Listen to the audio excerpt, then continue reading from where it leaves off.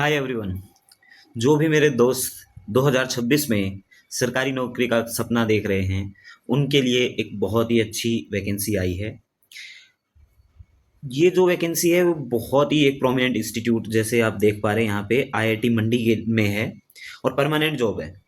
सो आपको ये बिल्कुल भी नहीं सोचना कि भाई ये कॉन्ट्रैक्ट पे होगी, ऐसे होगी। परमानेंट जॉब है। आईआईटी मंडी जो कि गवर्नमेंट इंस्टीट्यूट है, बहुत ही प्रोमिनेंट है। लोकेशन भी बहुत अच्छी है, मंडी हिमाचल प्रदेश में है। सो अब हम फर्दर इसके बारे में पूरी जानकारी देखेंगे। इवन सिलेबस से लेके आपको मैं प्रीवियस ईयर क्वेश्चन पेपर भी प्रोवाइड कराऊंगा। उसके लिए आपको मेरा टेलीग्राम चैनल ज्वाइन करना पड़ेगा। तो ठीक है, शुरुआत करते हैं, देखते हैं। सबसे पहले इसकी जो ओपनिंग डेट थी फॉर्म की, वो थी 20 मार्च 2026 और अब क्लोजिंग डेट है 9 अप्रैल 2026। तो अभी भी आपके पास समय है। आप आराम से जाके वेबसाइट पे, वो भी मैं आपको लिंक प्रोवाइड कर दूंगा, तो वहां जाके अप्लाई कर दीजिए। ठीक है, अब हम देख लेते हैं वैकेंसी कितनी है। वैकेंसी है जूनियर असिस्टेंट की वैकेंसी लेवल 3 में ये आता है। एज लिमिट 30 है। रिलैक्सेशन रिस्पेक्टिव जो आपकी जो कैटेगरी है उसके अकॉर्डिंग आपको एज रिलैक्सेशन मिल जाएगा। वैकेंसी अगर आप देखेंगे तो यूआर की 7, ईडब्ल्यूएस की 2, OBC non cream layer 4, ST 2, SC 2। Total हमारी कितनी वैकेंसी हुई? 17।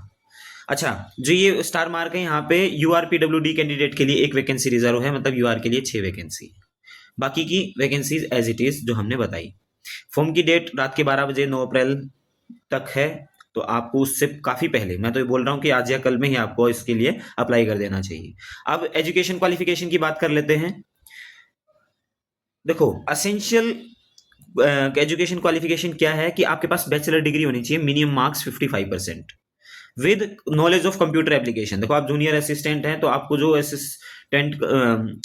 जो असिस्ट करने का जो काम होगा उसमें आपका कंप्यूटर का यूज है, इसीलिए इन्होंने क्या है कि कंप्यूटर की नॉलेज मांगी है with at least 1 year of relevant experience. कि आपने कंप्यूटर का कोई जो एक्सपीरियंस है, कहीं पे भी आपने काम किया हो, किसी प्राइवेट फर्म में, स्कूल में या कंपनी में, एनजीओ में, कहीं भी, तो वो आपका एक्सपीरियंस काउंट होगा।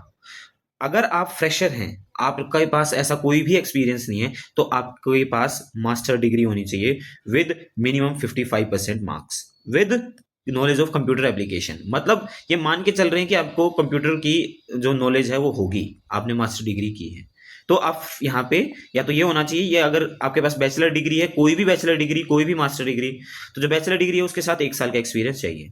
डिजायरेबल एक्सपीरियंस ये है, अगर आपके पास ये है तो बहुत अच्छी बात है। कहीं पे अगर टाई हो जाता है तो इन जिनके पास डिजायरेबल एक्सपीरियंस है उनको वेटेज दिया जाएगा।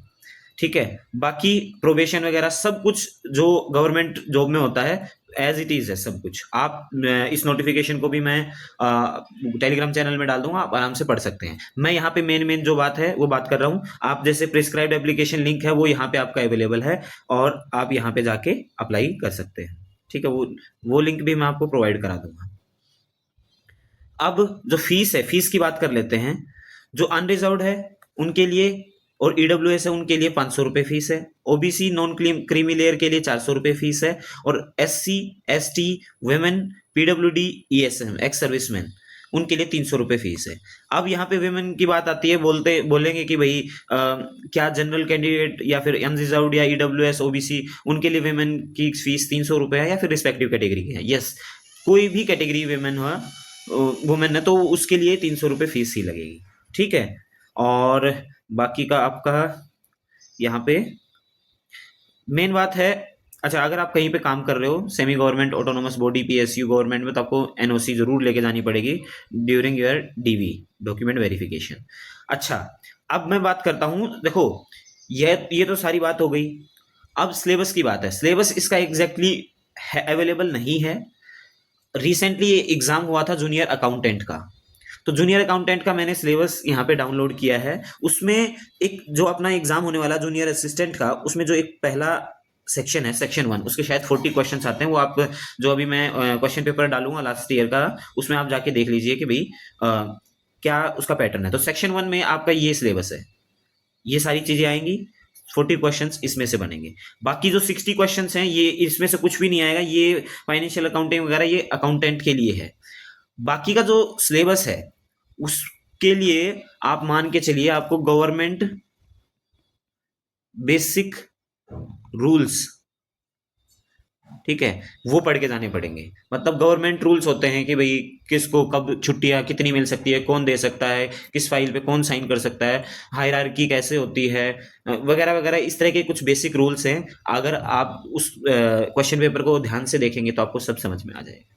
ठीक है, तो मुझे लगता है कि आपने इसके बारे में अच्छे से जान लिया है। आप जल्दी से जल्दी जाके अप्लाई कीजिए, और बहुत अच्छा मौका है। और एक चीज़ और, बहुत सारे लोग इसको सोचेंगे कि हमें दूर पड़ता है, या भाई सैलरी कम रहेगी। देखो सैलरी इसकी 50,000 के अराउंड रहेगी अकॉर्डिंग टू मी, मतलब 45 टू 50 के बीच में, पक्स वगैरह सारी हैं अवेलेबल।